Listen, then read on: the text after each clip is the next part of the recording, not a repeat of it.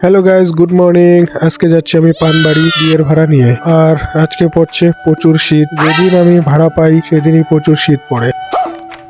এখন বাজে 7:30, তবুও এত শীত পড়ছে, কিছুই দেখা যাচ্ছে না। তারপর চলে আসলাম মামাদের বাড়িতে। গাড়িটা গ্যারেজ থেকে বের করে চলে আসলাম তাদের বাড়িতে, যারা গাড়িটা ভাড়া করেছিল। গাড়িটায় রাস্তায় রেখে চলে আসলাম তাদের বাড়িতে। এসে দেখি কাকা দাঁড়িয়ে দাঁড়িয়ে ভাত খাচ্ছে। বিয়ে বাড়ি যাওয়ার জন্য এত ব্যস্ত যে বসে খাবারও টাইম নেই। তারপর গাড়িতে বেটিং পত্রগুলো রেখে বেরিয়ে পড়লাম। আর রাস্তার মধ্যে এত ধুলা যে সামনে তো কিছুই দেখা যাচ্ছে না। যেমন তেমন করে ফাইনালি পৌঁছে গেলাম বিয়ে বাড়ি।